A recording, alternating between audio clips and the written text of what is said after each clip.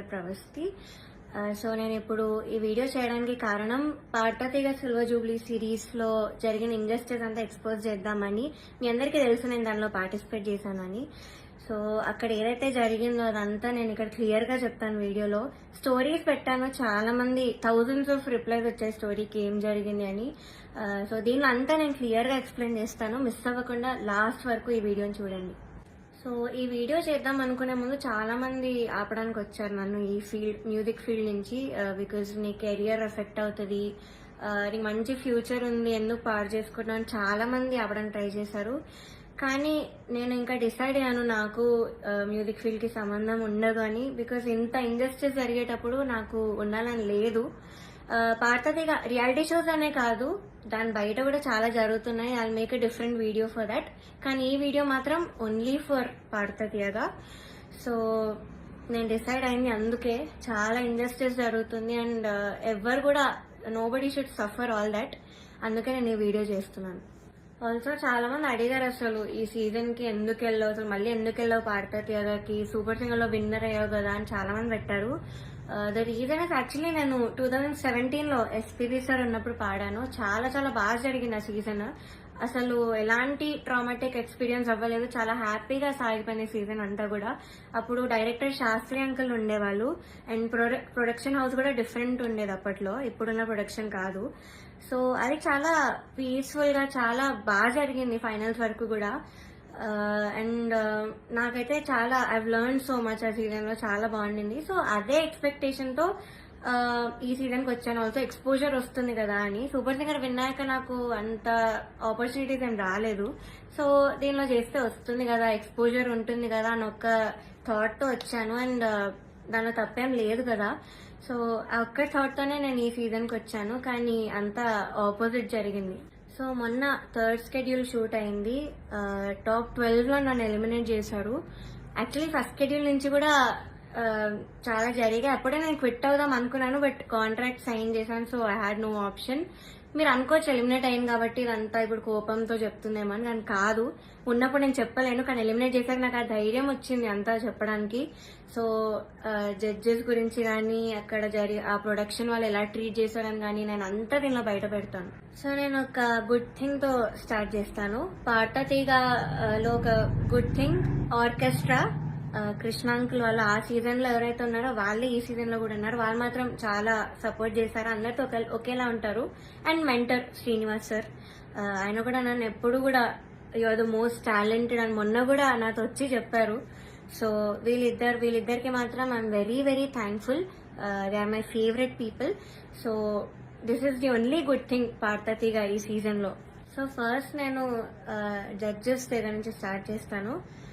First Sunitha గారు. Of course she is very beautiful. మీరు అంతే కైండ్ అని కూడా అనుకుంటారు, బట్ బ్యూటీకి కైండ్నెస్ కి ఎప్పుడు కూడా లింక్ ఉండదు. సో ఓకే, మీరు అబ్జర్వ్ చేయండి ఫస్ట్ ఎపిసోడ్ నుంచి కూడా ప్రతిసారి నేను స్టేజ్ మీదకి వచ్చిన ప్రతిసారి వాడు ఒక ఫేస్ ఇస్తారు. అది ఎవ్వరికి పెట్టరు ఆ ఫేస్, బట్ ఓన్లీ నాకు ఆ డిస్గస్టెడ్ లుక్ పెడతారు ఫేస్ మీద. ఇది యాక్చువల్లీ చాలా మంది వెల్ విషర్స్, నా ఫ్యాన్ పేజెస్ అందరూ కూడా నన్ను అడిగారు. కాబట్టి నేను స్క్రీన్ షాట్స్ పెడతాను. ఇది ఎందుకు ఇలా did something happen behind the screen, ఏమైనా అయ్యిందా మీ ఇద్దరికి, లేకపోతే ఏమైనా గొడవ అయిందా అని ఇలా చాలా మంది అడిగారు. ఎందుకు ఆవిడ అలా ఫేస్ పెడుతున్నారు మీరు రాగానే అని. సో కానీ నేను చాలా డిఫెండ్ చేయడానికి ట్రై చేశాను. బికాజ్ నాకు అప్పుడు తెలీదు, నేను ఏదో అలా ఆలోచిస్తున్నాను, వీళ్ళందరూ అలా ఆలోచిస్తున్నారేమో అనుకున్నాను. నాకు తెలియదు అప్పట్లో, ఐ డెంట్ రియలైజ్. సో నేను డిఫెండ్ చేశాను కూడా. సో నాకు ఎప్పుడు క్లారిటీ వచ్చిందంటే అంతరామమయం పాడే ముందు సౌండ్ చెక్ అయ్యేటప్పుడు ఇన్ ఇయర్స్ పెట్టుకున్నాను. అండ్ ఆవిడ దగ్గర ఒక మైక్ ఉంది, అది ఆన్ ఉంది. అది పాపం వాడికి తెలీదు, మైక్ ఆన్ ఉంది, నేను ఇన్ ఇయర్స్ పెట్టుకున్నాను. సో కీరవాణి గారితో ఇలా చెప్తున్నారన్నమాట, ఈ అమ్మాయికి అసలు హై రేంజ్ వాయిసే కాదు, హై పిచ్ రాదు, కానీ మేనేజ్ చేసేస్తారు, మీరు చూడండి, ఈ సాంగ్ లో తెలుస్తుంది చూడండి మీకు, అది ఇదని చాలా ఎక్కిస్తున్నారు సార్ కి. And it hurt me so bad stage మీద నించున్నప్పుడు. అప్పటికే నా సెల్ఫ్ ఎస్టీమ్ ఇలా ఆల్మోస్ట్ కిందకి దిగిపోయింది. చాలా ఏడుపు వచ్చేసింది ఆ టైంకి. కంట్రోల్ చేసుకొని లేదు, I have to do this అని అంతరామయం పాడాను. అండ్ ఆ పాటకు వచ్చిన అప్రిసియేషన్ నాకు ఇంకే పాటకు రాలేదు అప్పటి వరకు. సో అంతరామమ్యంకి బయట ఎవరు కలిసినా కూడా అందరు చెప్పారు నాకు వాయిస్ చాలా బాగా వచ్చింది ఆ పాటలో అని, కానీ చాలా బాగుంది ఆ పాట అని. అది యాక్చువల్లీ చాలా సాంగ్స్ ఇచ్చాం రాముడు రావుకి, చాలా ఇచ్చాము. నేను ఏది ఇచ్చినా వద్దు వద్దు వద్దు అంటే ఇంకా లాస్ట్ ఆప్షన్ గా మేల్ సాంగ్ ఇచ్చాను అంతరామమయం. సో అదే సెలెక్ట్ చేశారు and I tried my best. Male song అయినా కూడా I gave my best. And of course నాకు ప్రతి సాంగ్ కి ఆవిడ దగ్గర నుంచి నెగటివ్ కామెంట్స్ వచ్చాయి. అది మీరు నమ్ముతారు, జడ్జెస్ ఏదంటే అదే నిజం అనుకుని మీరు అఫ్ కోర్స్ నమ్ముతారు, ఓకే. బట్ అదర్ కంటెస్టెంట్స్ పాడేటప్పుడు I even give their names. ఇద్దరు, శ్రీధృతి అండ్ గాయత్రి అక్క, వీళ్ళిద్దరు పాడేటప్పుడు పిచ్చింగ్, ఎస్పెషలీ ధృతికి చాలా పిచ్చింగ్ ఇష్యూస్ వచ్చేటప్పుడు అయితే ఆవిడ ఇలా సైగలు చేసేవాళ్ళు, షార్ప్ అయితే ఇలా చెప్పేవాళ్ళు. అది మేము అందరం చూసాము. గాయత్రి అక్క కూడా షార్ప్ అయితే ఇలా కింద కింద ఫ్లాట్ బాడ్ అని చెప్పేవాళ్ళు. మొన్న కూడా అయింది అది. సో అంటే నాకు తప్పు లేకపోయినా మీరు అక్కడ కామెంట్స్ లో చెప్తున్నారు, వీళ్ళు చేశాక కూడా మీరు అక్కడ చెప్పకుండా సైగలు చేస్తున్నారు. సో అక్కడ నాకు నా మీద ఎందుకో గ్రడ్జ్ పెట్టుకున్నారని కూడా అర్థమైంది. చంద్రబోస్ గారు, we all know he's a lyricist. So ఆయన రెస్పాన్సిబిలిటీ, లిరిక్స్ తప్పులుంటే ఆయన చెప్పాలి. సో నన్ను ఫస్ట్ 2 ఎపిసోడ్స్ బాగా మెచ్చుకున్నారు. ఇలాగ ప్రతి నోట్ గానీ భావం గానీ అసలు వదలకుండా పాడుతామని కూడా చెప్పారు నాకు. అయితే రాముడు రౌండ్ లో వీళ్ళందరు ట్రూ కలర్స్ అన్ని బయటపడ్డాయి. ఫస్ట్ సునీత గారిది నేను చెప్పినట్టు మైక్ లో మాట్లాడేశారు, ఇండియన్స్ ఉన్నాయని నాకు తెలియక. అండ్ చంద్రబోస్ గారు పాపం లిరిక్స్ లో నాకు ఒక్క మిస్టేక్ కూడా నేను ఛాన్స్ ఇవ్వలేదు ఆయన చెప్పడానికి. సో దానిలో చెప్పలేక ఆదృత లేదు అని ఒక కామెంట్ ఇచ్చారు. అది ఇంకేం చేయాలి, మేల్ సాంగ్ సేమ్ ఇంపాక్ట్ ఒక ఫీమేల్ వాయిస్ నుంచి మీరు ఎక్స్పెక్ట్ చేయలేరు. సో అంతరామమ్యం ఇస్ అ మేల్ సాంగ్.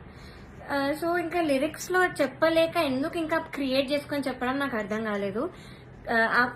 అదే రౌండ్ లో ఒక అమ్మాయి లిరిక్స్ మర్చిపోయింది రాముడి పాటలో, అది మాత్రం ఆయన మెన్షన్ చెయ్యలేదు. Being a lyricist and responsibility ఉండి కూడా ఆయన చెప్పలేదు. ఆ రౌండ్ లో లిరిక్స్ మర్చిపోయింది, చెప్పలేదు. ఇంకా మమ్మల్ని ఏడ్పించేసావు అది ఇది అని చెప్పింది. చాలా మంది చేతిలో రాసుకొని వచ్చారు, అది కూడా ఆయన చెప్పలేదు, అది కూడా కౌంట్ చేయలేదు. కానీ నాకు మాత్రం లేని నెగిటివ్ పాయింట్స్ అన్ని, ఆయనకు అవసరం లేని నెగిటివ్ పాయింట్స్ అన్ని కూడా చెప్పారు. లిరిక్స్ లో మాత్రం నేను ఇప్పటివరకు ఆయనకు ఒక్క ఛాన్స్ కూడా ఇవ్వలేదు సాంగ్స్ లో. I never made a mistake lyrics point of view అయితే అస్సలు చేయలేదు. మీరే చూడండి, మీకే అర్థమవుతుంది. సో ఇది కూడా మీకు న్యాయం అనిపిస్తుందా? కీరవాణి సార్ గురించి మాట్లాడదాం. అఫ్ కోర్స్ నాకు చాలా హేట్ వస్తుంది దీనికి మాత్రం, and I'm ready for it because I don't care. Personally నాకైతే నెగటివ్ కామెంట్స్ రాలేదు ఆయన దగ్గర నుంచి. బట్ సెట్ లో ఎలా మాట్లాడతారు, అసలు ఏం చెప్తారు అనేది నేను ఇక్కడ చెప్తాను. పాయింట్ నెంబర్ 1, మెలోడీస్ పాడిన వాళ్ళకి మాత్రం వాళ్ళు ఎలా పాడినా కూడా నేను ఆటోమేటిక్ గా మంచి స్కోర్ తీస్తాను. ఆయన నోట్తో ఆయనే చెప్పారు. So he's very bias towards melody songs and his compositions. ఎలా పాడినా కూడా మార్క్స్ వేసేస్తారు. అయినే కాదు, అక్కడ ఉన్న సునీత గారు, చంద్రబోస్ సార్ కూడా, వీళ్ళందరూ కూడా అంతే. వాళ్ళ సాంగ్స్ పాడితే మాత్రం స్కోర్స్ ఆటోమేటిక్ గా మంచిగా వచ్చేసాయి. సో ఇది point number 1. Point number 2 is very very hurtful to me personally because నేను ఎలిమినేట్ అయ్యే ఎపిసోడ్ లోనే ఏదో విషయంలో నన్ను చూస్తూ చెప్పారు ఇది కూడా. సో ద థింగ్ ఇస్, నేను మీ అందరికీ తెలుసు సూపర్ సింగర్ లో నా ఫైనాన్షియల్ సిచ్యువేషన్ గురించి కానీ అంతా బయట పెట్టాను. సో దానివల్ల నేను కొన్ని వెడ్డింగ్ షోస్ అలాంటివి చేయాల్సి వచ్చింది. సో ఈ పాయింట్ మీద సార్ మాట్లాడారు. ఏమన్నారంటే అసలు వెడ్డింగ్ షోస్ చేసేవాళ్ళు నా దృష్టిలో సింగర్సే కాదు, నాకు చాలా అసహ్యం, it's like you're disrespecting music అని ఈ మాట అన్నారు. చాలా చాలా బాగా అనిపించింది. అదేంటి అంత స్టేజ్ లో ఉన్నాయని ఇలా మాట్లాడారేంటి అని. సో ఇదొకటి, నన్ను చూస్తూ మాట్లాడారు ఇంకా. So it was very hurtful. Point number 3, so third వచ్చిన వాళ్ళకి ఆయన 1 lakh ఇస్తా అని చెప్పారు. 4th ప్రైజ్ వాళ్ళకి మూవీలో సాంగ్, అండ్ 5th ప్రైజ్ వాళ్ళకి ఆయన గ్రూప్ లో చేర్చుకుంటామని చెప్పారు సార్. సో ఇది ఎలా చెప్పారంటే, 5th ప్రైజ్ వచ్చిన వాళ్ళకి నా దగ్గరకి కొంతమంది రోజు వచ్చి చాకరీ చేస్తూ ఉంటారు, వాళ్ళ ట్రూప్ లో జాయిన్ చేసుకుంటా అని చెప్పారు. ఇలా చాకరీ అనే వర్డ్ వాడారు. అంటే ఇది డిస్రెస్పెక్ట్ఫుల్ కాదా? So this was very very bad. అంటే అలా అనకూడదు, సింగర్స్ ఇలా చాకరీ చేసిపోతారు, దానిలో మిమ్మల్ని కూడా జాయిన్ చేసుకుంటారని ఇలా అన్నారు. సో మీకు ఎలా అనిపిస్తుందో ఇంకా మీరు ఆలోచించండి ఒకసారి. డైరెక్టర్ జ్ఞాపిక ప్రొడక్షన్స్ వాళ్ళ అనిల్ గారు అండ్ హిజ్ వైఫ్, వీళ్ళే మెయిన్ అక్కడ అంతా కంట్రోల్ చేసేది, అంతా వెనకాలంతా చేసేది వీళ్ళే. సో ఫస్ట్ పాయింట్ వచ్చేసి సాంగ్ సెలెక్షన్. ఫస్ట్ నేను మీకు చెప్పినట్టు జడ్జెస్ అక్కడ బయాస్డ్. సో కిరాణి సార్ ఏమో మెలడీస్ వాడితే వేసేయడం, ఆయన కంపోజిషన్స్ వాడితే వేసేయడం, చంద్రబోస్ సార్ కూడా అంతే, సునీత గారు కూడా అంతే సేమ్. సో ఇలా తెలిసేసరికి ఒక కంటెస్టెంట్ కి మాత్రం ఓన్లీ వాళ్ళ సాంగ్ దే ఇచ్చారు, మోస్ట్లీ వాళ్ళ సాంగ్ దే ఇచ్చారు ప్రతి రౌండ్ లో. ఇంకో కంటెస్టెంట్ కి ఏమో నీకేం వచ్చో చెప్పు ఆ సాంగ్ ఇచ్చేస్తామని చెప్పి ఇలా ఇచ్చారు ఒక కంటెస్టెంట్ కి. సెకండ్ పాయింట్, ఆ కంటెస్టెంట్ ఒక రోజు రాలేదు అనేసరికి అంతా షఫుల్ చేసేసి ఎపిసోడ్స్ అని ఏదేదో చేశారు. అండ్ అలాంటప్పుడు ఇంకెందుకు ఆడిషన్స్ పెట్టి అందరినీ తీసుకొని, ఎందుకు అసలు పార్వతి అంతమందిని తీసుకొని ఒక్క అమ్మాయితో చేయొచ్చు కదా సిల్వర్ జూబ్లీ సిరీస్ అని. సో అదొకటి. థర్డ్ పాయింట్ వచ్చేసి ఫ్యూచర్ లో ఒక ఎలిమినేషన్ జరుగుతుంది నాకంటే ముందు, అని మీరు చూస్తారు ముందు ఎపిసోడ్స్ లో. అయితే ఇది చాలా కామెడీగా ఉంటుంది, మీరు నమ్మలేరు కూడా. ఇద్దరిని తీశారు, ఒక అమ్మాయిని ఒక అబ్బాయిని. అయితే కరెక్ట్ షూట్ ఇంకో 2 days లో ఉందనగా వాళ్ళకి సాంగ్స్ మార్చేశారు, ఆ ఇద్దరికే సాంగ్స్ మార్చారు with a very funny reason. Kirani sir కి రాగం నచ్చదు అని, శివరంజని అనే రాగం నచ్చదు అని వీళ్ళిద్దరిని తీస్తారు. కామెడీ ఏంటంటే అదే రాగంతో ముందు స్కెడ్యూల్ ఒక అబ్బాయి పాడాడు, అబ్బాయికి బాగానే మార్క్స్ వచ్చాయి. అదే స్కెడ్యూల్ లో ఇంకొక అబ్బాయి కూడా పాడాడు, అబ్బాయి కూడా బాగానే మెచ్చుకున్నారు, మంచి కామెంట్స్ వచ్చి అన్ని వచ్చాయి. బట్ వీళ్ళిద్దరికి మాత్రమే సాంగ్స్ మార్చేశారు. అయినా కూడా దీస్ టూ పాపం ఆ టైంకి నేర్చుకొని I think they did very well మార్చినా కూడా. కానీ వాళ్ళనే ఎలిమినేట్ చేశారు యాజ్ ఎక్స్పెక్ట్. నేను అప్పుడు అనుకున్నా యాక్చువల్లీ సాంగ్ ఇలా మార్చేసి అంతే ఏదేదో చేస్తున్నారో, నేను అప్పుడు అనుకున్నా వీళ్ళిద్దరిని తీసే ఛాన్స్ ఉంది అని. And the thing is కిరాణి sir రాగం నచ్చకపోతే మరి ఎందుకు చేశారో తెలీదు. అంతర్యామి అనే పాట అదే రాగంలో చేశారు. బట్ ఏమో ఆ ఫన్నీ రీజన్స్ అయితే వీళ్ళిద్దరు సాంగ్ అయితే తీసేశారు కరెక్ట్ ఎలిమినేట్ చేసే ముందు. అండ్ నౌ నేను ఎందుకు అంత మెంటలీ ఎఫెక్ట్ అయ్యాను అని ఇప్పుడు చెప్తాను. ఫస్ట్ థింగ్, నేను చెప్పినట్లు డిస్క్రిమినేషన్ అది, ఇంకా జడ్జెస్ యొక్క డిస్గస్టెడ్ లుక్ తో నన్ను చూడడం, ఎప్పుడు ఒక చీడ పురుగును చూసినట్టు చూడడం, they treated me like I'm worthless. So అలా ట్రీట్ చేశారు, జోక్స్ వేశారు వాళ్ళు కూడా నా బాడీ మీద. ఇవన్నీ నాకు ఆడియన్స్ ద్వారా తెలిసి వాళ్ళకి వినిపిస్తుంది కాబట్టి వాళ్ళు పక్కనే ఉంటారు. సో నేనైతే అస్సలు ఎక్స్పెక్ట్ చేయలేదు, ఇలాంటి జడ్జెస్ దగ్గర నుంచి అయితే అస్సలు ఎక్స్పెక్ట్ చేయలేదు. అంటే నేను ఇన్ని షోస్ చేశాను, తమిళ్లో పాడాను, అన్నిట్లో పాడాను, ఎప్పుడు కూడా ఇలాంటి ఎక్స్పీరియన్స్ ఒక జడ్జెస్ నుంచి అయితే నాకు ఎప్పుడూ లేదు. శ్వేతామోహన్ గారు ఇప్పటికి కూడా మాట్లాడతాను, నన్ను ఏంజల్ అంటారు, the sweetest, the most talented అంటారు. అలాంటిది ఇక్కడ వీళ్ళని నన్ను ఇలా ట్రీట్ చేస్తున్నారు, ఇలాంటి మాటలు అంటున్నారని చాలా చాలా బాగా అనిపించింది. అండ్ సెకండ్ థింగ్, ప్రొడక్షన్ వాళ్ళు ఎస్పెషల్లీ అవుట్ఫిట్స్ విషయంలో మమ్మల్ని బొడ్డు కిందకి కట్టుకో, సారీస్ ఇచ్చి కిందకి కట్టుకో, ఇలా ఎక్స్పోజింగ్ చేయన్న వేలో చెప్పారు. చాలాసార్లు తిప్పేవాళ్ళు నన్ను ఎస్పెషల్లీ కరెక్ట్ పాడే ముందు. అంటే ఎగ్జాస్ట్ అయిపోయేదాన్ని ఆ టైంకి, అయినా కూడా ఐ గేవ్ మై బెస్ట్, అది వేరే విషయం. అండ్ ఇలా బాడీ షేమింగ్, ఆ కాస్ట్యూమ్ డిజైన్ అయితే నా ఫేస్ మీద అన్నాడు, ఇలాంటి బాడీకి నేను ఇంకేం ఇవ్వగలను అన్న మాట అన్నాడు. ఏమో ఐ వాజ్ వెరీ చాలా చాలా ఎఫెక్ట్ అయినాను మెంటలీ ఈ విషయంతో మాత్రం. సెల్ఫ్ ఎస్టీమ్ కానీ కాన్ఫిడెన్స్ కానీ అంతా లేకుండా పోయింది వీళ్ళనే మాటల వల్ల. అండ్ మీరు ఒకటి గమనించుంటే ఎస్పీబీ సార్ ఉన్నప్పుడు మాత్రం ఇలాంటి కుళ్ళు జోకులు, కామెడీలు, డాన్సులు చేయడం మాత్రం ఎప్పుడూ కూడా లేదు. మీరు ఒక్కసారి అన్ని సీజన్స్ రివైండ్ చేసుకొని చూడండి, నా సీజనే చూడండి 2017లో. కానీ ఎప్పుడైతే జ్ఞాపిక ప్రొడక్షన్ అనేది వచ్చిందో అప్పటి నుంచి ఇవన్నీ స్టార్ట్ అయ్యాయి. So they the main reason ఈ పార్వతిగా ఇలా అయిపోవడానికి కారణం వాళ్ళే. మమ్మల్ని ఇలా డాన్స్లు వేయమని, అదేవో కుళ్ళు జోకులు చెప్పమని. మీరు ముందు చూస్తారు, ఇప్పుడు ఎర్రని కొరదని గోపాల్లో నేను చాలా డాన్స్ చేశాను, నెక్స్ట్ వచ్చే ఎపిసోడ్ లో కూడా డాన్స్ చేశాను, because I was forced to dance. So చేశాను, నేను ఇప్పటివరకు అయితే అంత డాన్స్ ఎప్పుడూ చేయలేదు ఏ రియాలిటీ షోలో, కానీ చేశాను, మీరే చూస్తారు. అండ్ మాకు ట్రాన్స్పోర్ట్ లో ఒక కంటెంట్ మేనేజర్ మాత్రమే వచ్చేవాళ్ళు కార్లో, బికాజ్ మా ఇంటి పక్కన ఆయన కూడా ఉంటారు.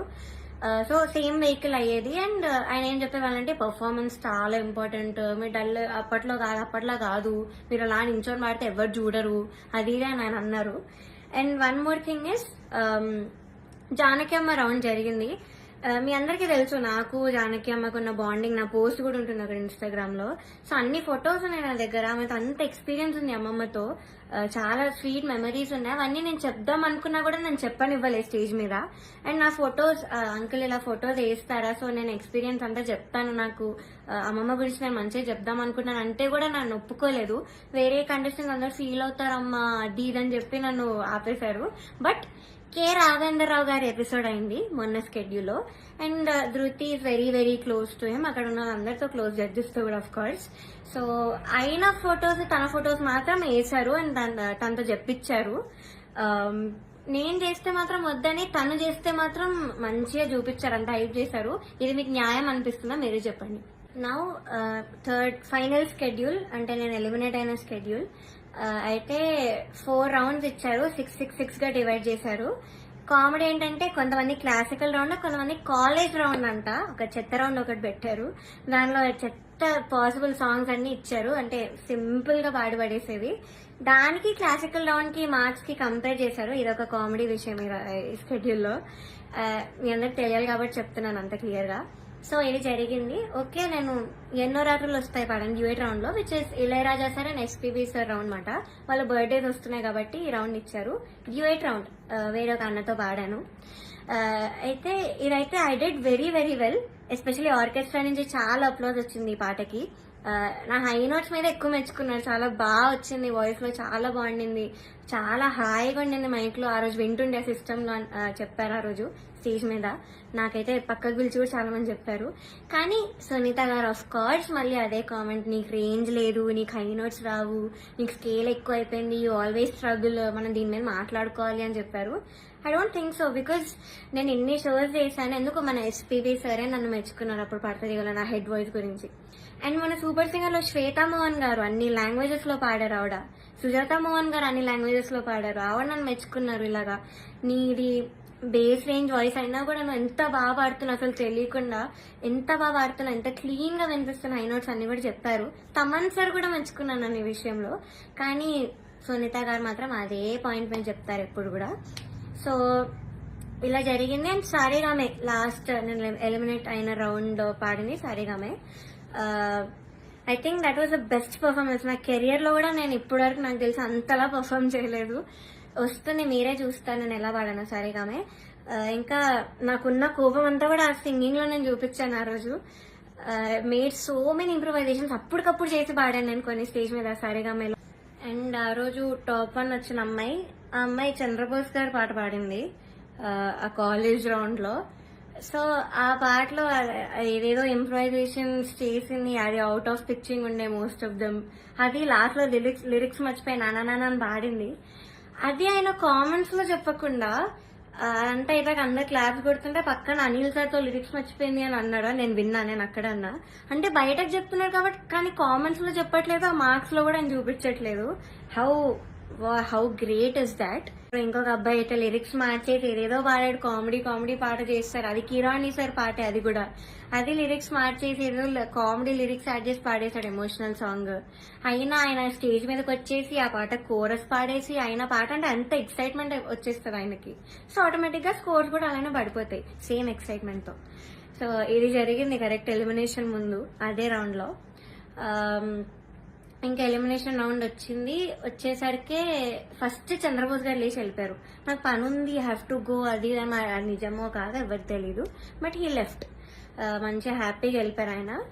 కరెక్ట్ 5-6 ఉన్నప్పుడు కిరాణి సార్ ఈయన కూడా లేచి వెళ్ళిపోయారు. హీ వాజ్ లైక్ నాకు ఈ టెన్షన్ నా వల్ల కాదు, నాకు ఇంకేం సంబంధం లేదని లేచి వెళ్ళిపోయారు. బికాస్ ఆయన మనస్సాక్షికి తెలుసు అక్కడ. సో లేచి వెళ్ళిపోయారు. కానీ సునీత గారు మాత్రం అఫ్ కోర్స్ నా మీద అంత గ్రడ్జ్ ఉన్నప్పుడు నేను ఎలిమినేట్ అవ్వడం చూడాలి కదా.